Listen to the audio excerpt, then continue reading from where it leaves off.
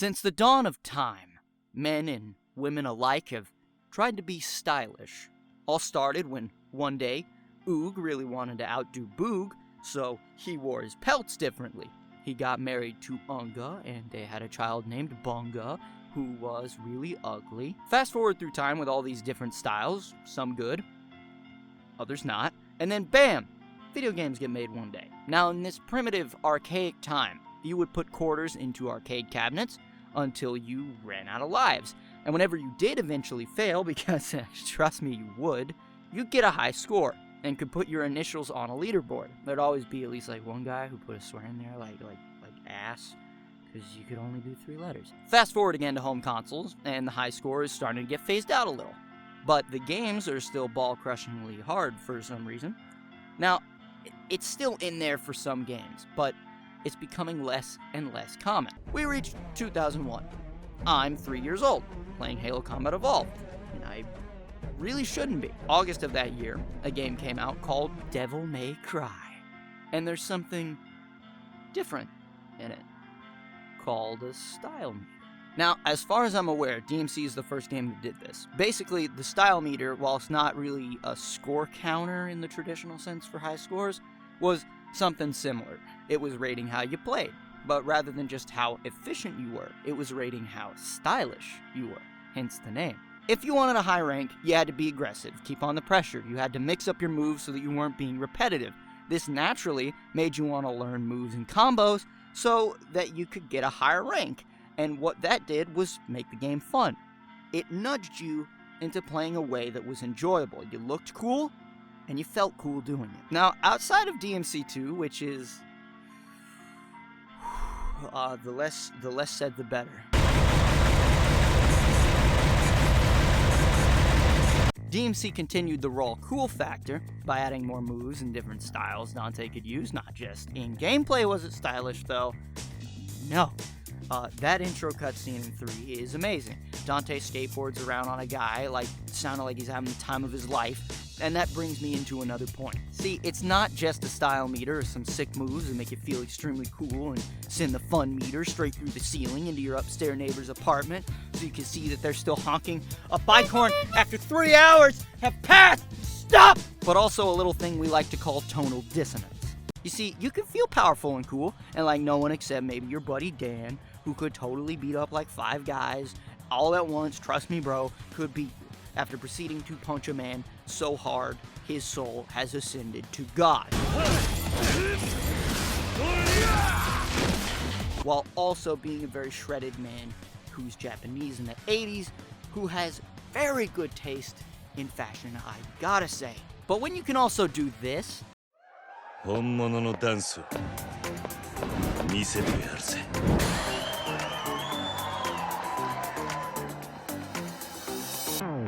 well, then that just makes it even better. See, style isn't simply just about looking cool. It's about being cool. And being cool involves having fun, even if it seems kind of stupid. Now, Yakuza here is a fantastic example of tonal dissonance done really well. Like, Majima here is this cool, scrappy character who can beat up an absolute gaggle of goons, but while breakdancing.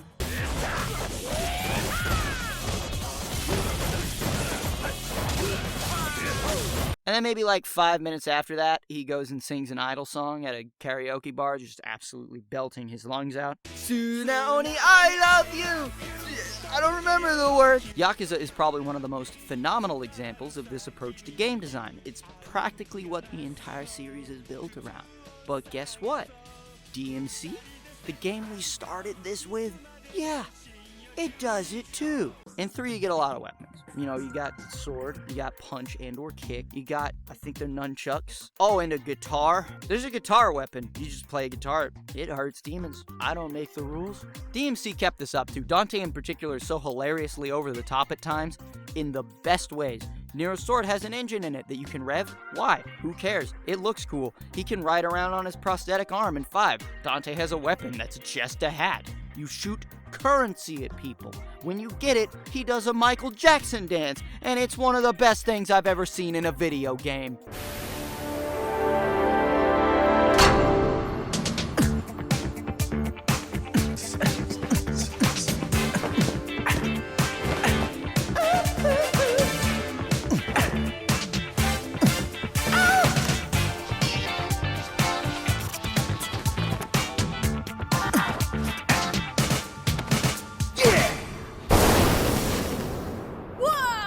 Oh, and let's not forget the motorcycle that turns into chainsaws. That's right. I can live out my fantasy. Do I need to explain that? I am an anime character now. And look, there's several more games that are stylish, some with style meters, some without. In Metal Gear Rising, you get to flip a Metal Gear while this song plays. You fight a U.S. Senator that's buffer than Ronnie Coleman. Raiden wears this outfit. In Sunset Overdrive, you grind on rails and wires and bounce off cars and such while shooting popcorn monsters with a blunderbuss that looks like a penis. Persona 5. Just look at it. Just look at the menus. Do I really need to say anything about this one? It kind of speaks for itself. But there's two games in particular that I want to talk about that, to me, personally, truly exemplify what it means to be fun and stylish. And to start talking about them, first things first, we gotta go to Los Angeles. Or as I like to call it, hell.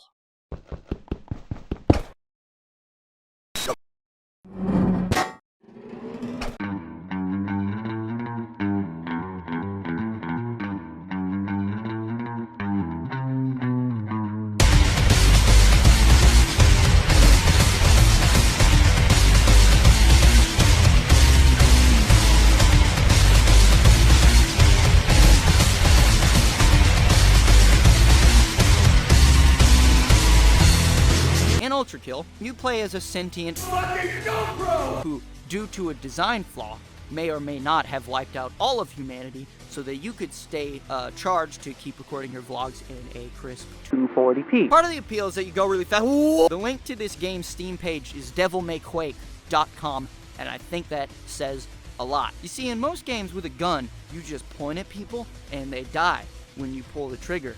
An allergy to bullets is pretty common. I think we're all allergic to them. In Ultrakill, however, simply shooting someone like this is a point-and-click adventure game won't cut it. I mean, it might, but it just looks really lame. Instead, you should use the power of U.S. politicians or a megacorporation and use their universal method of solving problems: money. That's right, baby! You can shoot the coins you flip. This is a guaranteed hit on an enemy, unfortunate enough to be in the vicinity. The more coins you have in the air, the more ricochets the bullet will have. Makes it do even more damage. Did I mention that this works with the railgun? Not only that, you can parry with the coin. You can parry with it! Hakita may be an eccentric developer who added official butt plug support and body pillows to the game's store. Twitter stinks. I'm leaving. But I think he might be a genius. That's not even the full extent of the 4D chess moves you can play in this game. Man, I sure wish my Ultra Pump ribbed for my pleasure shotgun had pellets that went faster and exploded, but no such attachment came in the instruction manual. Oh well, I guess I'll just punch him.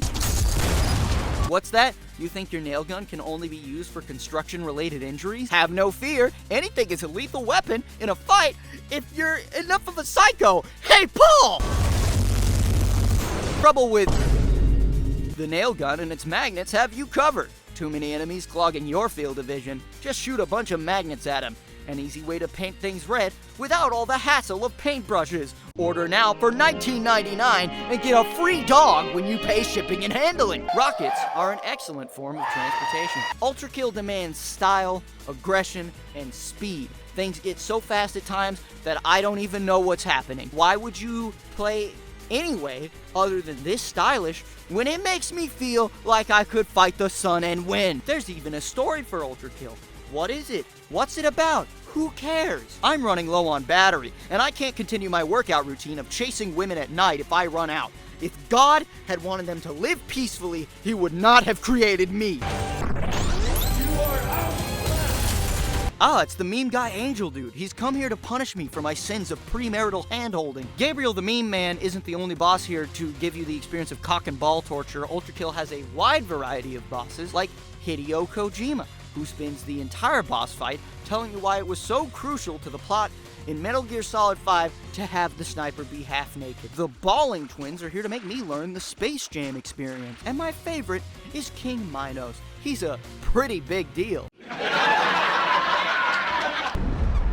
But why is the king of abnormal size my favorite, you may ask? Well, You can parry him! Who do you think you are? I am! You cannot escape me, Minos! I will chase you to the ends of the earth! All this brutality is nice and all, but every once in a while, I need to take a break to do some puzzles. That's right, Ultrakill has secret levels too, from Markiplier Jump Scare Simulator, Doki Doki Blood Club, that's just Crash Bandicoot. I did say Hikita was eccentric, didn't I? But you know, all this blood is starting to stain my carpet, and I think it's time to take a different approach and switch gears to something a little bit more lighthearted. After all, I don't want the feds to think I'm crazy and kill that new free dog that I got. So let's name ourselves after food. I shall henceforth be known as Loaded Tuscan Flatbread, and let's make a band together.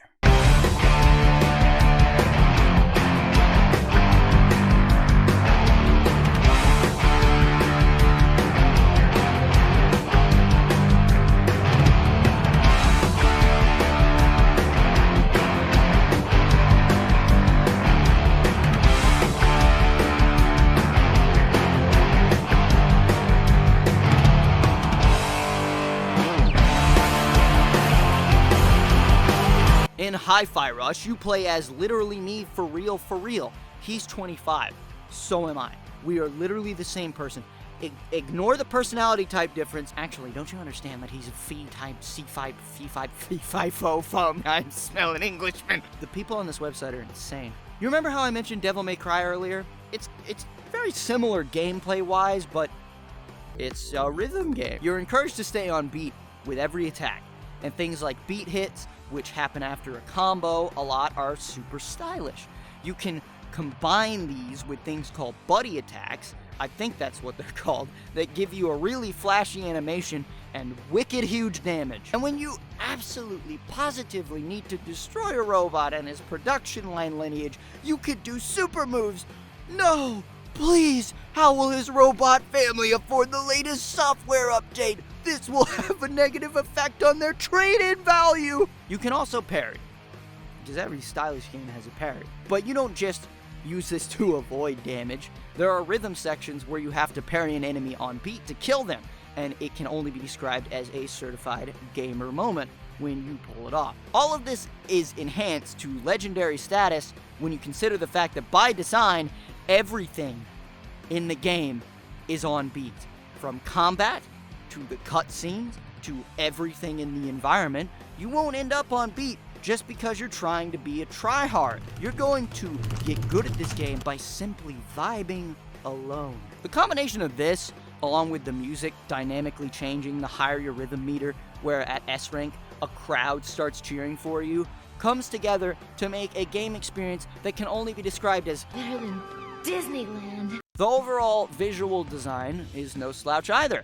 Everything in this game looks well designed, from its amazing UI, I mean the silhouette of Chai's health bar is a guitar, as well as the amazing splash screens at the end of some boss fights. Everything feels like an homage to Western comic books or Saturday morning cartoons. Shadows are crosshatched to give depth to certain areas. The illumination lights give off is composed of Ben-Day dots. It all looks amazing. This game is constantly attempting to be engaging and striking in all aspects of its experience. Everything outside of combat, like platforming, wire riding, and I've lost my spot in the script, and objectives feel like a rhythm game as you follow the beat to succeed. There's little flavor text everywhere, like it's saying snap every time Chai snaps.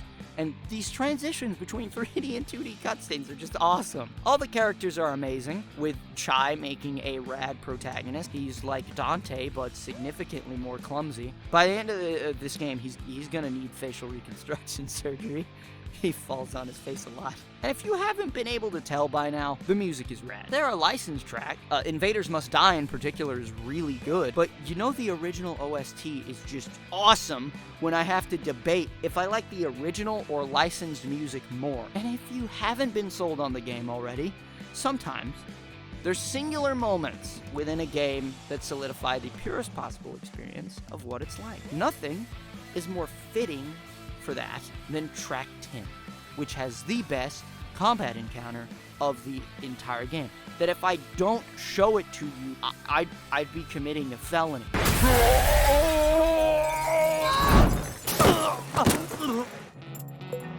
Well, I'm in. I hope no one noticed.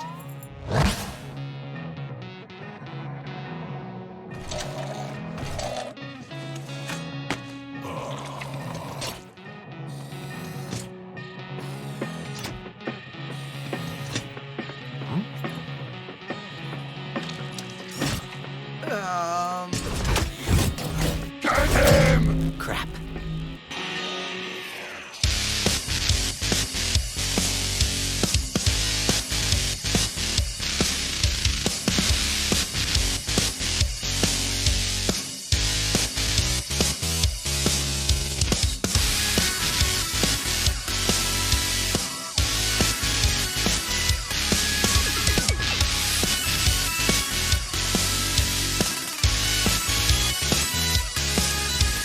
This is the level that has Invaders Must Die playing, but I didn't want YouTube to send a pipe bomb to my house. At the end of the day, what I'm trying to say with this video is that sure, you can make some safe game that is meant to market to everyone. Its mechanics aren't that complicated, and it probably plays like a lot of other games. People will buy it because it's safe. But you know what's cooler? You know what's rad as hell? Why do I think that the rule of cool is one to follow? Why do I think style matters? Because it's memorable. I hardly remember specific gameplay or story moments in a game like Far Cry 5 or Ghost Recon Wildlands, but you know what I do remember? The first time I figured out how to do a buddy attack in Hi-Fi Rush. The first time I realized I could parry King Minos in Ultrakill. The first smoking sexy style I got in DMC 5. Super smoking sexy style! Yeah, that's the first time I've actually got it on Nero. These experiences stick with you because all of the rad stuff was left entirely in your hands to accomplish, and you did it. Sure, these games can have really cool stories with really cool moments, wicked cool UI, and fantastic music. That certainly helps. But it's you, the player, landing your first parry, or just being in the zone and absolutely crushing it that'll stick with you. Playing it safe is fine.